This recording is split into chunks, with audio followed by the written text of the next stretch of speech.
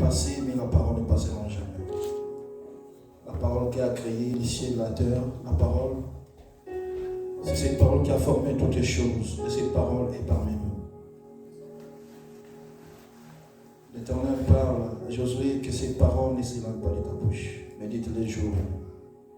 Si en ce moment que tu auras des succès dans tes entreprises, prions dans les noms puissants de Jésus. Dieu Tout-Puissant, Dieu de gloire. Seigneur, ce moment favorable, c'est le moment où tu vas parler à ton peuple. Nous bénissons ce moment, Père. Et nous bénissons ton serviteur qui s'est rendu devant nous. Seigneur, laisse sa personne disparaître, mais que l'Esprit de l'Éternel parle à travers nous. Ouais, oui, Éternel, par ton onction et par ta puissance, c'est qu'il va faire sortir dans sa bouche, qui ne vient pas de lui, mais qui vient de toi. Comme le jour-là, Pierre volontiers, tu es le Fils de Dieu. Ce n'était pas la chair, Seigneur, qui a révélé, mais c'était ton esprit qui a révélé en lui. Seigneur, révèle les choses et parle à ton peuple dans ces temps, Seigneur, de la fin, dans les noms puissants de Jésus. Amen. Amen. Et j'appelle l'homme de Dieu, Papa Junior. Quand il avance, tu acclames l'Éternel. Acclame l'Éternel, qu'il soit loué.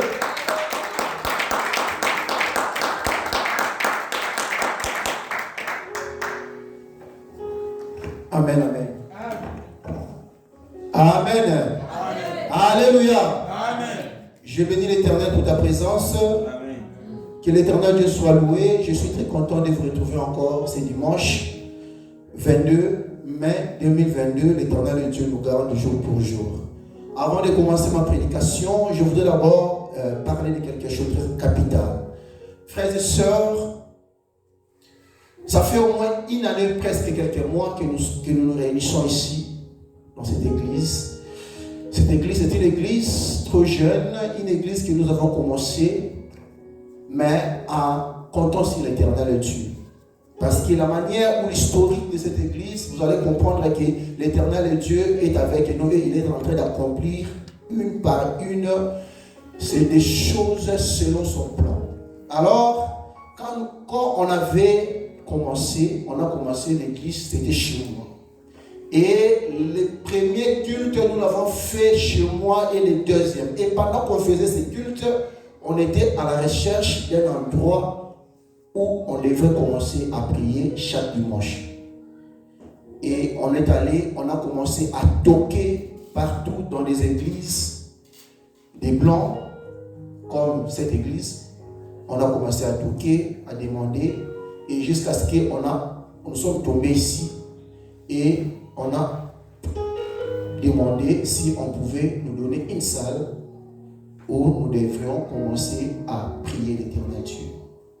Et ils n'avaient pas refusé. Ils ont accepté, mais ils nous avaient dit que la salle, nous allons l'utiliser pendant 3 mois gratuitement. Donc, pendant 4 mois gratuitement. Donc, à partir du mois de juin, on devrait maintenant commencer à payer la salle. Les montants étaient fixés à 1200, je sais pas. 1000 dollars, voilà. 1000 dollars le mois. Bon, comme on avait besoin de la salle, moi j'ai dit qu'on accepte.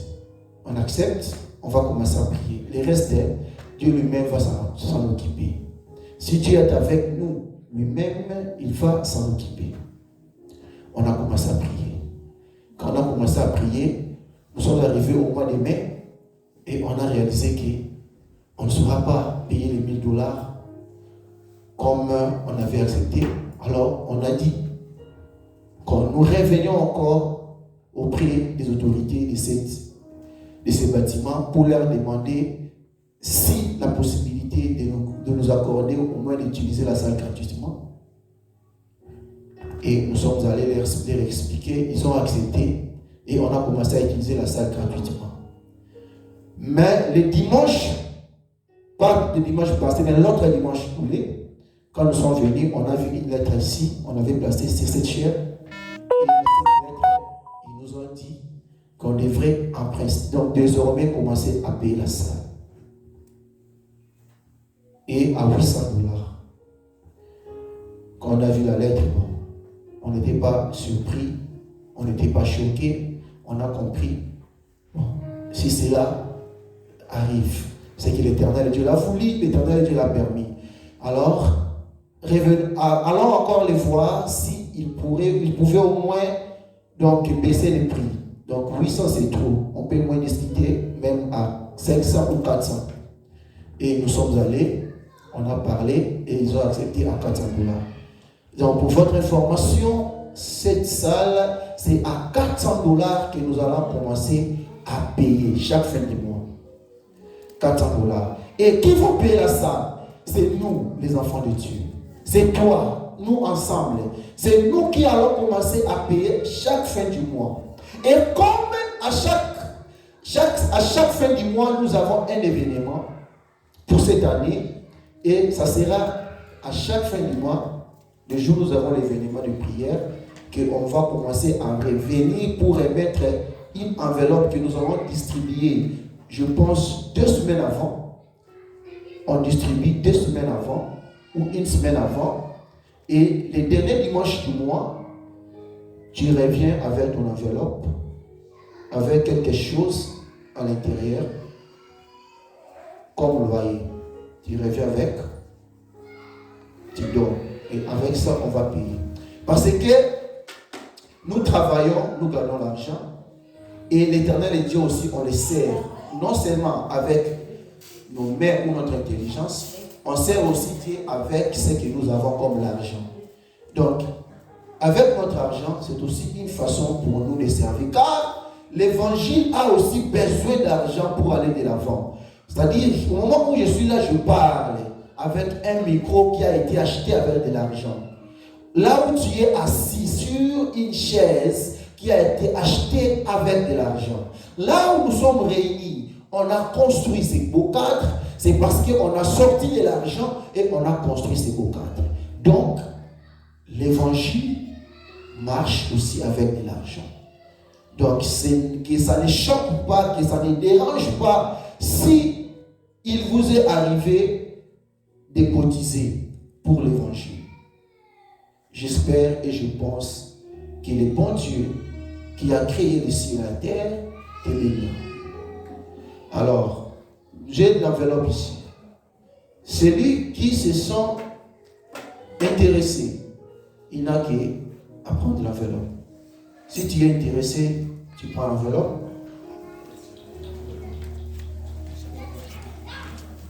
Si tu es intéressé, qui?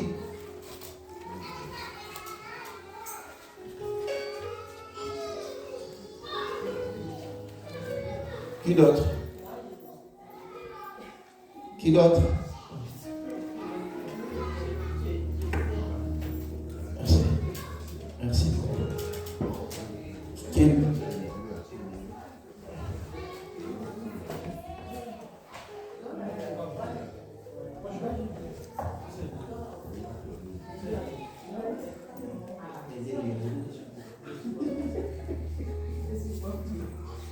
Ok.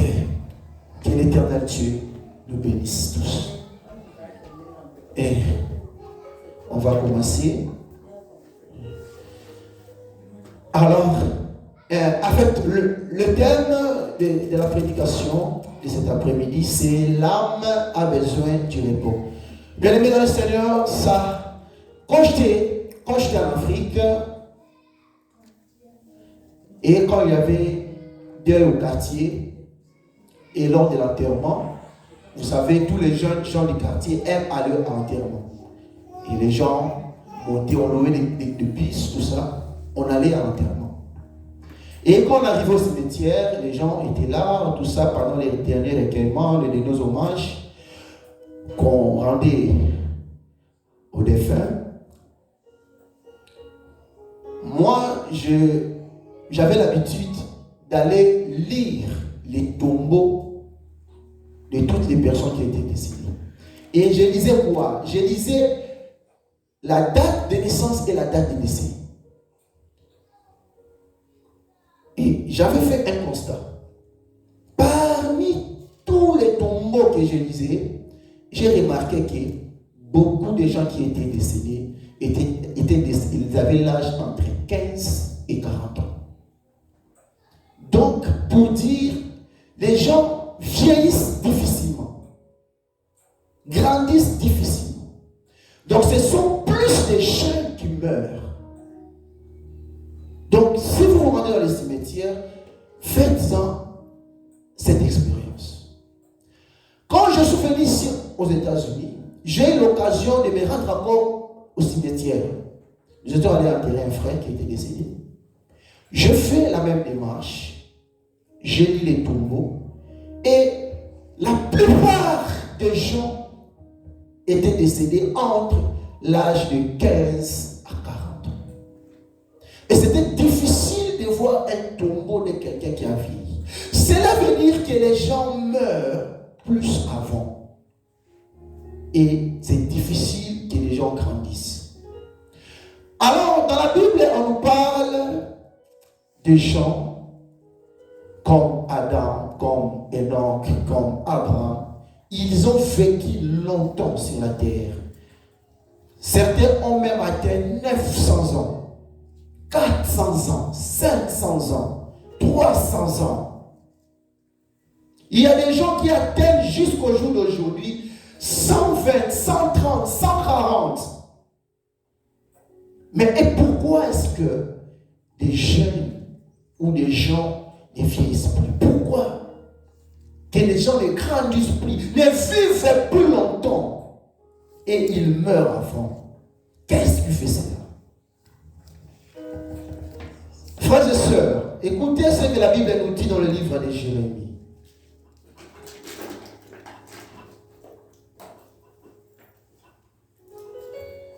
Jérémie chapitre 6,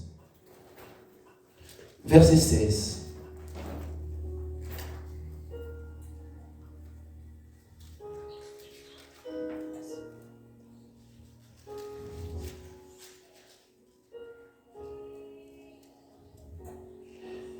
La Bible dit dans Jérémie chapitre 6, verset 16. Ainsi, par l'Éternel, placez-vous sur les chemins. Regardez et demandez quels sont les anciens sentiers. Quelle est la bonne voie? Marchez-y et vous trouverez les repos de vos âmes. Mais ils répondent, nous n'y marcherons pas. L'Éternel dit, placez-vous. Il y a 3 verbes. Le verbe est placez-vous. Vous vous placez. Et puis il dit, regardez. Le verbe est regarder. Regardez. Et puis il dit, demandez. Demandez, c'est le 3e verbe. Donc le premier verbe, l'Éternel demande à nous de nous placer sur les chemins. Frère, devant nous, il y a des chemins, la première des choses. Il y a devant nous des chemins. Donc quand nous nous plaçons, c'est que nous devons en premier lieu regarder. Regardez quoi? Les chemins qui sont devant nous. Maintenant, nous devons demander. C'est la question. Questionner. Demander quels sont les anciens sentiers. C'est quoi les anciens sentiers? Ce sont les sentiers des anciens. Comment les anciens ont marché? Les sentiers des anciens peuvent nous permettre des repères, peuvent nous permettre aussi des moyens, voir comment un père a marché. Il a réussi dans ses entreprises. Et comment moi aussi je dois faire pour réussir comme lui?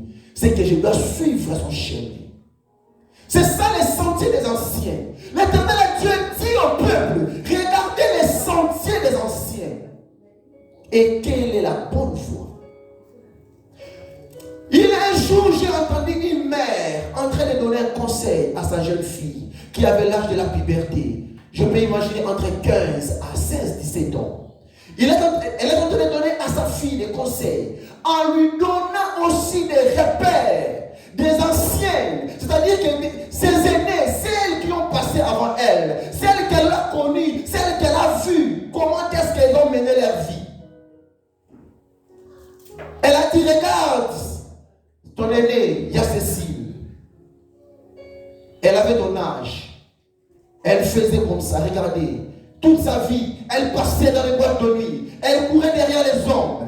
Quand on lui interdisait, elle ne voulait pas écouter. Elle pensait que cette foi était normale. Et voilà, aujourd'hui, elle a 5 enfants avec 5 hommes. Et personne ne peut l'épouser. Elle est là en train de souffrir, en train d'errer, en train d'aller à l'église pour demander à Dieu de faire grâce afin qu'elle trouve un mari. Alors que pendant qu'elle était jeune, on lui conseillait, elle ne voulait pas écouter. Elle lui montre à sa fille les chemins qui est né a suivi. Et ces chemins-là a causé quoi dans sa vie. Et elle lui montre encore les chemins de notre aîné. Regardez, il y a Léonine. Elle avait l'habitude d'avorter. Quand elle tombait grosse, elle avortait. Pourquoi? Parce qu'elle voulait suivre un chemin. Et le chemin n'était pas bon. Et dans sa tête, elle se disait quoi? Dans ma vie, je dois me marier. Je dois me marier, mais sans avoir un enfant. Parce que si je mets un enfant au monde avant le mariage, les chances du mariage seront hypothéquées. Voilà pourquoi, quand elle suivait le chemin et qu'elle tombait grosse, elle était obligée d'aller avorter. Parce que le chemin du mariage, c'est un autre chemin. Mais toi, tu empruntes un autre. Mais tu veux arriver sur un autre chemin. Ça ne peut pas se faire. Tu veux aller à des mois, prends ce chemin. Toi, tu veux aller à des mois, tu prends le chemin de Cédar rapide. Non, non, tu n'arriveras pas à des mois. Donc, si tu veux le chemin pour arriver au repos de ton âme, regarde le chemin à suivre. Ne suis pas un autre chemin pour arriver à une autre destination. Ça ne peut pas se faire. Voilà pourquoi, une fois qu'elle tombait enceinte, elle était obligée d'avorter. Et en avortant, jusqu'à ce que ça a compliqué les matrices. Donc, elle est restée comme ça, sans enfant. Elle n'est même plus au monde. Pourquoi? Parce qu'elle a suivi un mauvais chemin. Et cette mère, elle est en train de donner conseil à sa fille. Mais elle lui présente encore un autre exemple. Elle lui dit, regarde maintenant, il y a Bibiche. Il y a Bibiche, elle avait l'habitude d'aller à l'église, aller à l'école, elle a étudié, elle a été calme, elle a suivi les conseils. Aujourd'hui, on l'a épousée, elle est dans sa maison avec son mari, elle a 5 enfants qu'elle est en train d'élever et elle est heureuse. Voilà les chemins de Yabibiche que tu dois suivre. Sois calme, allez à l'école, écoutez les conseils, prie l'Éternel Dieu et l'Éternel Dieu te bénira. Vous comprenez? Amen. La fille écoute, mais comme en pédagogie on dit, l'enfant est l'agent principal de son éducation. C'est-à-dire qu'elle a la possibilité d'accepter ou de refuser toute influence de l'extérieur. Mais un peu plus tard, la fille, elle est tombée enceinte. Malgré elle a le conseil de sa mère, mais la fille n'a pas écouté. Voilà pourquoi on dit, l'Éternel Dieu dit, quels sont les anciens sentiers? Quelle est la bonne voie? Marchez-y. Mais ils répondent, nous n'y marcherons pas. C'est que les hommes ne veulent pas marcher sur les chemins qui va leur procurer les repos de leur âme. Amen. Amen. Nous allons dans les cimetières, sur les croix, on écrit RIP, R-I-P. Cela veut dire rest in peace, repose en paix. Mais la question que je me pose, ça c'est la théorie. Est-ce que dans la pratique, toutes les âmes des personnes qui sont mortes reposent réellement en paix? C'est non. Celles ou les âmes qui reposent en paix, ce sont les âmes des personnes qui sont mortes en Christ. Amen. Si tu n'es pas mort en Christ, ton âme ne sera jamais, ne reposera jamais en paix. Ça c'est une fausseté. Les repos des âmes, c'est dans la foi du Seigneur. Parce que les paradis, les royaumes des cieux, on les commence à les vivre déjà d'abord sur terre. C'est sur terre qu'on apprend à adorer. C'est sur terre qu'on apprend à louer. C'est sur terre qu'on apprend à honorer l'Éternel. On n'apprend pas à adorer l'Éternel là-bas, non. Tu l'apprends ici. Donc les ciels, on le vit d'abord sur terre avant de les continuer là où tu iras. Et l'enfer en est aussi de même. Donc on le vit d'abord ici et tu le continueras là où tu iras. Ça c'est la parole de Dieu. Bien aimé, je peux même douter de mon existence. Je ne douterai jamais de la parole.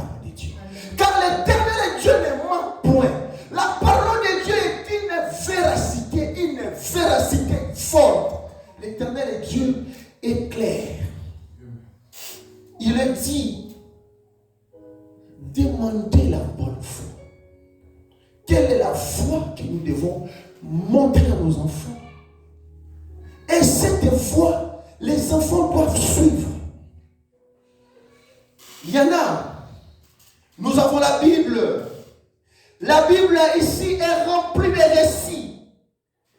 On nous parle des hommes ici dans la Bible qui peuvent nous servir des repères, des exemples. Mais nous n'aimons pas lire la Bible.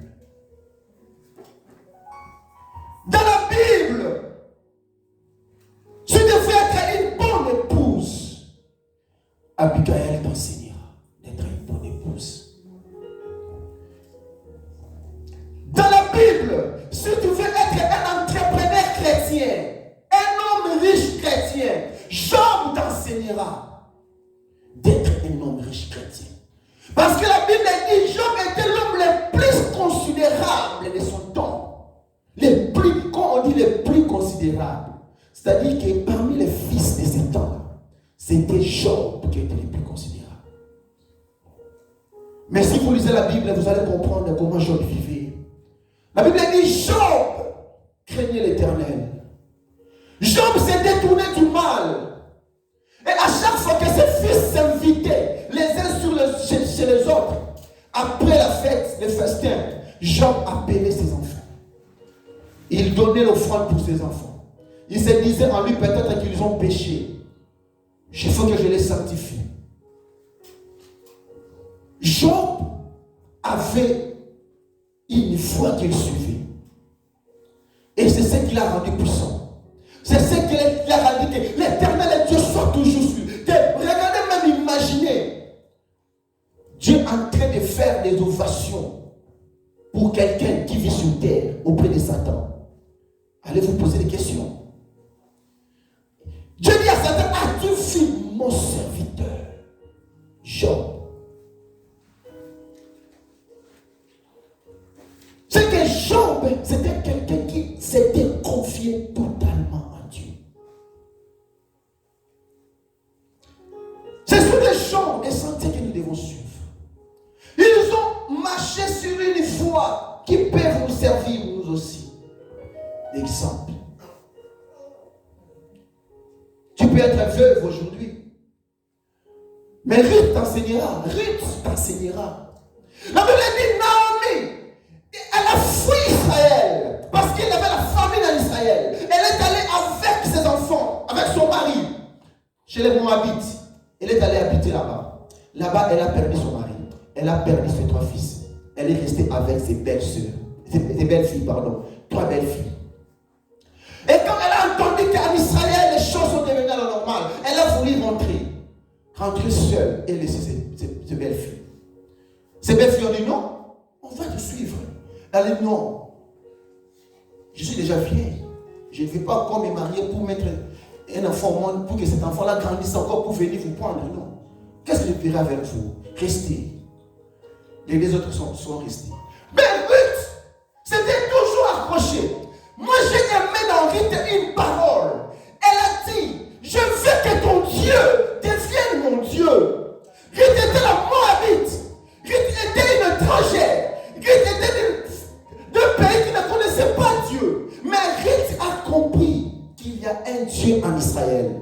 Et je veux que ce Dieu-là devienne mon Dieu. Et Ruth s'est comportée d'une manière telle qu'elle a connu la grâce de Dieu.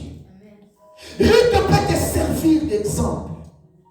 La foi de Ruth, tu peux suivre. Mais il y en a des femmes qui, après avoir perdu le mari, elle a vu comme si elle devait récupérer l'héritage. Elle a commencé à sortir avec n'importe qui. J'ai vu une maman en Afrique comme ça. Elle a perdu un mari alors qu'elle avait que 32 ou 33 ans. Elle a dit encore. Mais à cet âge-là, elle pouvait encore se remarier. Si elle avait suivi Ruth. Mais sa vie, elle a encore fait couler sa vie dans les boîtes de nuit, dans les bars, avec des hommes.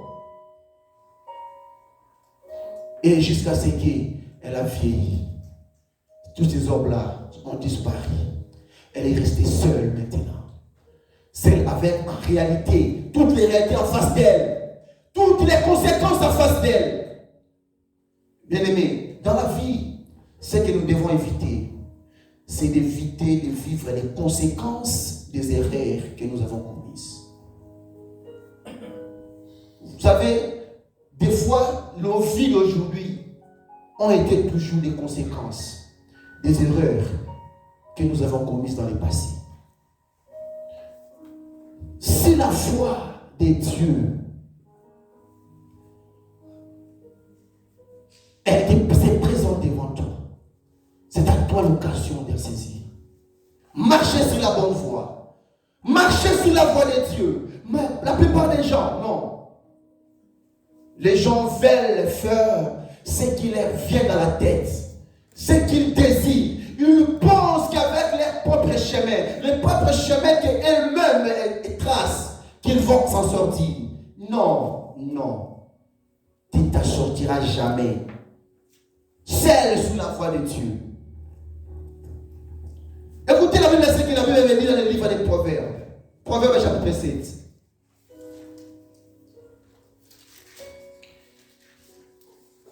Proverbes chapitre 7.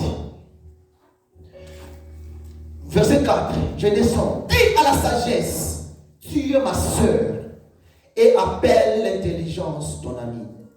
Dis à la sagesse, tu es ma sœur, et appelle l'intelligence ton ami. Frères et sœurs, la sagesse dont il est question ici, ou l'intelligence dont il est question ici, ce n'est pas l'intelligence ou la sagesse du monde. Parce que nous les hommes, nous pensons qu'avec notre intelligence, avec notre sagesse, que nous pourrons comprendre les choses cachées. Non. Mais l'intelligence dont il est question ici, c'est l'intelligence du Seigneur. C'est la sagesse du Seigneur. Parce que la Bible dit, la Corinthiens, la prédication de la foi est une folie pour ceux qui périssent. Que la folie de l'Éternel est plus sage que les hommes. Et la faiblesse de l'Éternel est plus forte que les hommes. Donc, notre intelligence à nous et notre sagesse des hommes, c'est une folie. Ce n'est pas ça de la sagesse. Mais l'intelligence et de la sagesse dont on est question ici. L'intelligence de Dieu. Parce que c'est cette intelligence qui, dans le verset 5, il dit, pour qu'elle te préserve de la femme étrangère. Ça, nous sommes ici dans une métaphore. La métaphore, c'est une figure de style dans la grammaire ou dans la littérature. Une figure de style qui permet seulement de faire comprendre quelque chose dans une autre dimension. Je prends un exemple. Quand la Bible dit, le diable rôde autour de nous comme un lion rugissant. Comme un lion. Il n'est pas dit qu'il est le diable comme il est lion, non. Il rôde comme un lion. C'est une métaphore. Tout simplement, ça veut dire quoi? Qu'à partir de l'image du lion que nous avons, les lions naturels que nous avons, nous pouvons au moins comprendre comment le diable opère. Vous comprenez? Quelle est la tactique du diable? Quelles sont les stratégies? Donc, le diable rôde comme un lion, cherchant qui dévorer. Donc, le lion rugit, il rôde, il tourne, parce qu'il est à la recherche d'une proie. Donc, nous devons savoir aussi que le diable est à la recherche des proies, de ceux-là qui va faire tomber. C'est la première des choses. C'est-à-dire que dans l'intelligence et dans la sagesse que nous avons, la première des choses que nous devons retenir, c'est ça. Donc, il est écrit, pour qu'elle te préserve de la femme étrangère. Qui est l'image de la femme étrangère? C'est le diable. Si ici, le diable est présenté comme une femme étrangère. Maintenant, quelle est la technique de cette femme? C'est la technique de la femme, c'est la même technique du diable. Dans le verset 6, donc toujours dans le verset 5, de l'étrangère, on les qualifie de l'étrangère. L'étrangère qui emploie des paroles doucereuses. Les paroles doucereuses, c'est une arme pour cette femme étrangère. On dit dans 6, J'étais à la fenêtre de ma maison et j'ai regardé à travers mon treillis. J'aperçus parmi les stupides, je remarquais parmi les jeunes gens un garçon dépourvu de sens. Un garçon dépourvu de sens. C'est-à-dire qu'il y a un garçon qui est en train d'errer, ça et là. Tantôt il est ici, tantôt il est dans l'alcoolisme, tantôt il est dans la débauche, tantôt il est dans des choses inutiles, dans des vaines choses. Donc il n'est pas constant. Il n'a pas une voix ferme ou claire qu'il suit dans sa vie. Il est dépourvu d'essence. Donc il perçoit cet enfant dépourvu d'essence en train de marcher. Mais où est-ce que cet enfant ou ce garçon est en train de se diriger? La Bible dit il passait dans la rue près de l'angle où se tenait une de ses étrangères. Il passait dans la rue près de l'angle, auprès de l'angle. C'est-à-dire que là où il se promenait, là où il était près de l'angle, là où se trouvait cette femme étrangère. Donc le problème de ce garçon, c'était que là où il passait à côté de l'endroit où se tenait cette étrangère. Donc, lorsque nous sommes dans des mauvaises voies, frères, nous sommes près du diable. Nous sommes près du diable. C'est-à-dire que le diable a la possibilité à tout moment de nous aborder. Voilà pourquoi la chose que le diable aime, c'est lorsque tu es aux côtés de lui, il est tranquille. Parce qu'il sait à tout moment, il peut répondre. J'ai l'habitude de suivre des documentaires des animaux.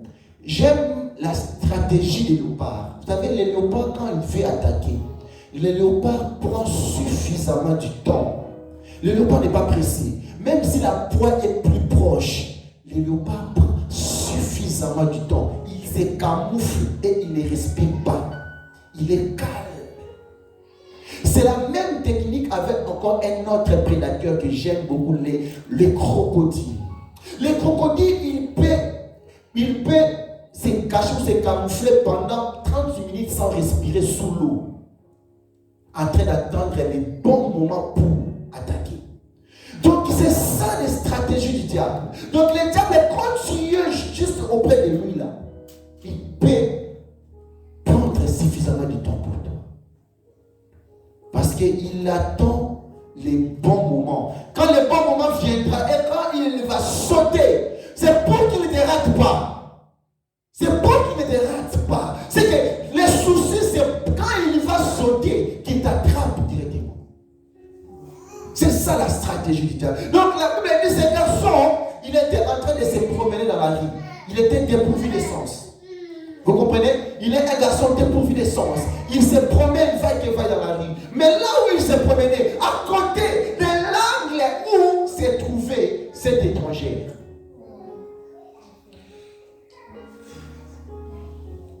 La Bible dit, il s'est dirigé lentement du côté de sa demeure.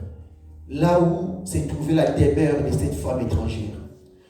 Et le jeune garçon s'est dirigé lentement et sûrement. Frères et sœurs dans le Seigneur, lorsque nous sommes dans une voie autre que la voie du Seigneur, c'est que nous sommes en train de nous diriger lentement et sûrement vers la demeure de la femme étrangère. C'est que le chemin à éviter dans nos vies, c'est le chemin du Satan. C'est le chemin de la mort. C'est le chemin que nous servons et que nous dressons nous-mêmes. C'est le chemin que l'Éternel Dieu nous interdit. Car nous nous dirigeons lentement et sûrement vers la demeure de la femme étrangère. Dans le verset 9, c'était au crépuscule, pendant la soirée, au crépuscule. Nous savons que le soir, c'est pendant le soir que les mauvaises choses se passent.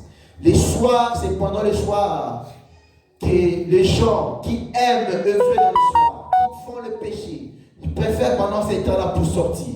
Les soirs, c'est l'image des ténèbres. Les ténèbres, c'est c'est l'image du monde du diable. C'est dans les ténèbres. Voilà, c'était pendant le crépuscule, c'est pendant le soir. C'est-à-dire que ces garçons-là aimaient marcher pendant des mauvaises heures, pendant le soir, au milieu de la nuit et de l'obscurité. Donc, quand vous marchez dans le chemin de l'obscurité, vous êtes dans le chemin du diable. Car la Bible dit, nous sommes les fils de lumière et marchons dans la lumière. Les enfants de Dieu marchent dans la lumière. Dans la lumière. Amen. Mais quand nous marchons dans les ténèbres, nous faisons des choses dans les ténèbres. C'est que nous sommes avec les diables.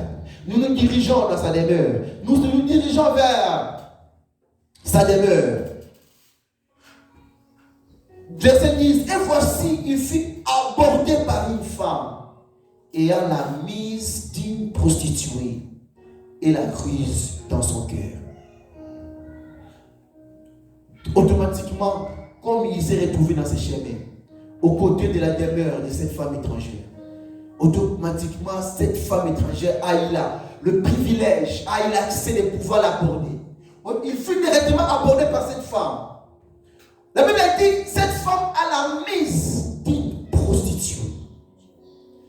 Des prostituées abordent leurs clients. Ce sont des femmes, mais des femmes qui doivent aborder les clients. De la même manière aussi, les diables abordent aussi les gens.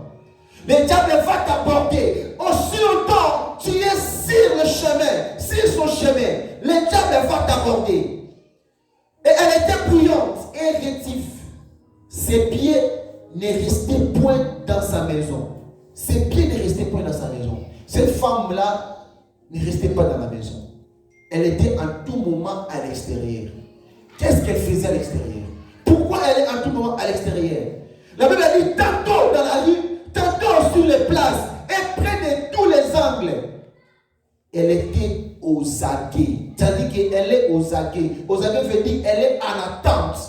En attente de qui? En attente de ses proies. De ceux-là qui va faire des proies. C'est ça le diable. Le diable est toujours en attente, bien aimé dans le Seigneur. Ce qu'il faut savoir, ce qu'il faut retenir, que le diable est toujours aux aguets. Pendant que nous étions dans le monde, si nous ne sommes pas tombés entre ses mains, c'était par la miséricorde de l'Éternel et sa grâce. L'Éternel Dieu n'a pas voulu, parce que l'Éternel Dieu avait un plan merveilleux pour nous. Il avait un plan qu'un jour, nous soyons délivrés de ce monde, pour que nous soyons transportés dans les royaumes du Fils de son amour, comme le dit dans les livres des Colossiens. Donc la Bible nous présente la femme étrangère comme étant une femme qui a la mise d'une prostituée.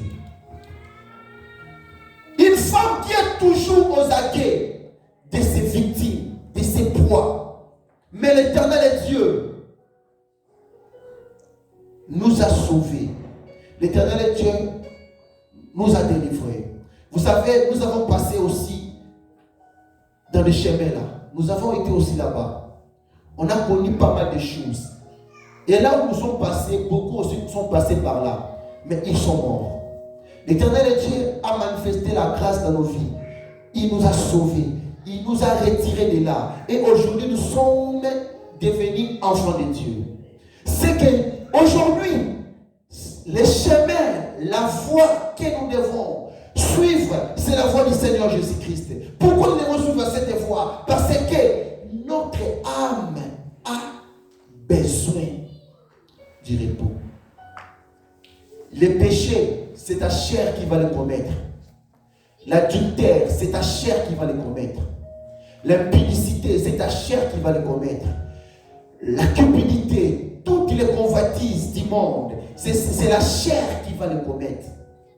Mais l'âme, ton âme, tu ne meurs pas. Ton âme aura besoin du repos. C'est l'âme qui aura besoin du repos. Parce que quand tu vas mourir, cette chair que tu as tant servi dans ce monde, cette chair va pourrir.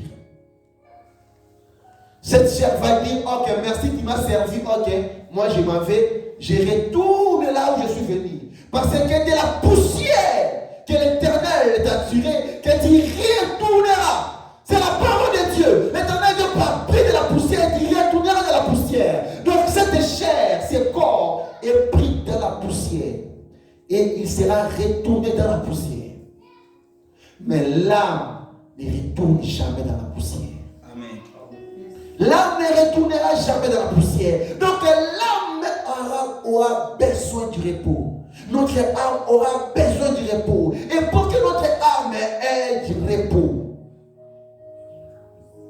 notre Seigneur a dit clairement, demandez quels sont les anciens sentiers, quelle est la bonne voie à suivre, et marchez-y. Marchez-y.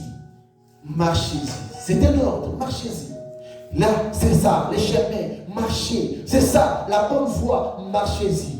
Regardez ceux qui ont marché sur le bon chemin. Vous les connaissez. Regardez, demandez quels sont les anciens sentiers. Quelle est la voie à suivre? Frères et sœurs dans le Seigneur, que l'Éternel Dieu nous bénisse. L'Éternel Dieu est grand. L'Éternel Dieu est merveilleux.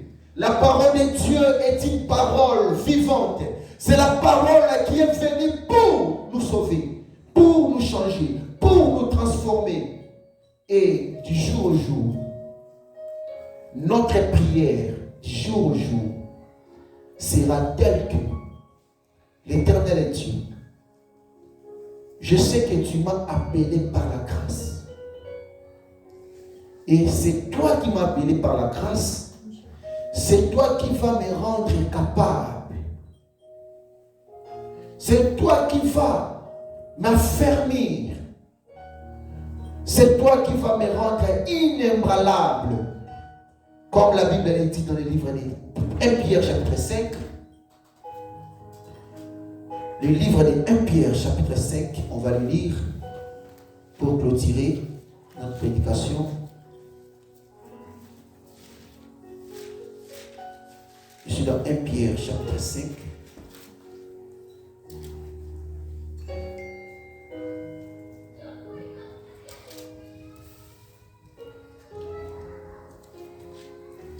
Chapitre 5, verset 10.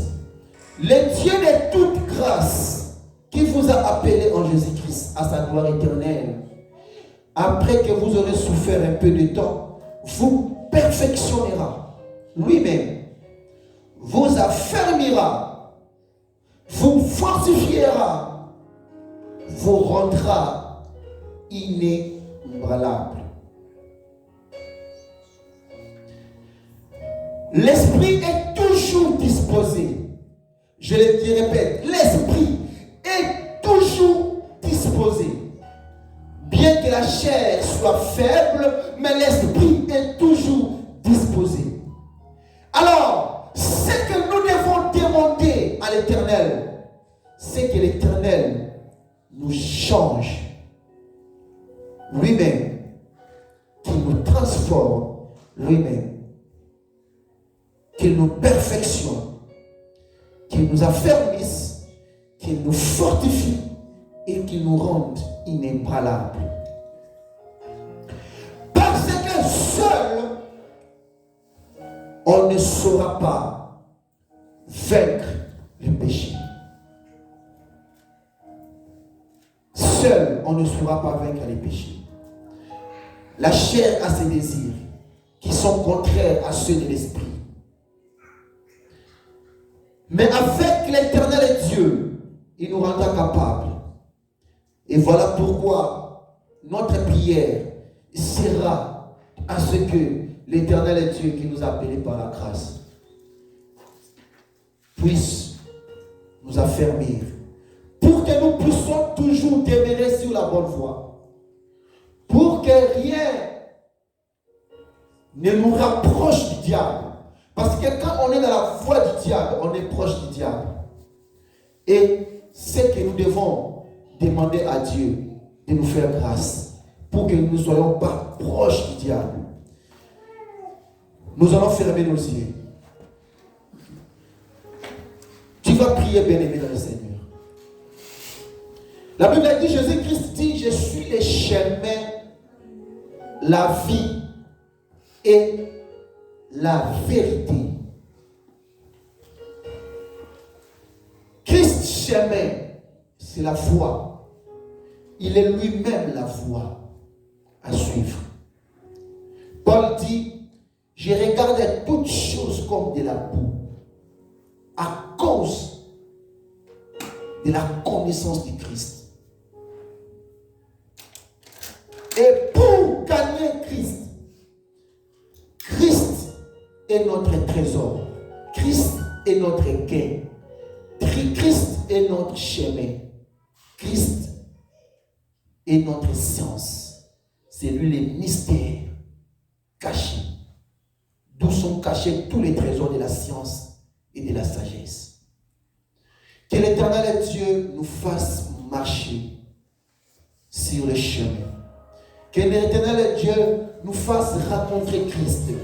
Que Christ guide nos vies. Que Christ soit pour nous une force. Christ soit pour nous un trésor. Christ soit pour nous un gain. Prions dans le nom puissant de Jésus-Christ. Alléluia. Éternel Dieu tout-puissant, éternel Dieu de gloire, nous bénissons ton Seigneur. Éternel Seigneur Jésus, c'est toi qui es notre force. Seigneur, c'est toi qui es le chemin, comme le dit la Bible. Seigneur, montre-nous ton chemin. Seigneur, fais à ce que nous marchions sur ton chemin. Seigneur, pour que nous ayons le repos de nos âmes. Pour que nos âmes aient du repos. Pour que nos âmes reposent. Car nos âmes auront besoin du repos. Père, car la chair retournera dans les poussières. Mais nos âmes alors, qu'en sera de nos âmes?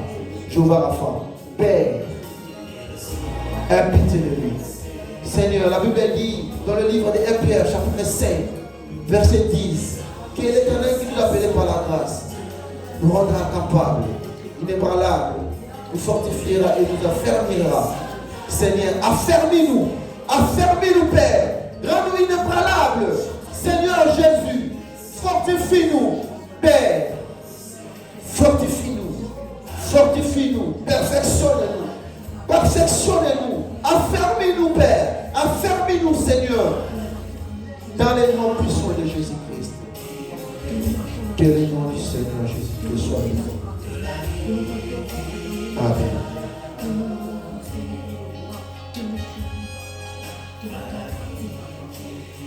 Amen. Que l'Éternel te soit béni. Accordez l'Éternel. Accordez le cœur. Le Seigneur soit béni. Amen, amen. Amen. Est-ce qu'il y a quelqu'un qui est béni ici? Amen. Est-ce que si tu es béni, manifeste ça. Que Dieu bénisse. Que Dieu bénisse l'homme par laquelle sa parole est sortie. Amen, amen. Nous voulons offrir notre Dieu. Nous voulons que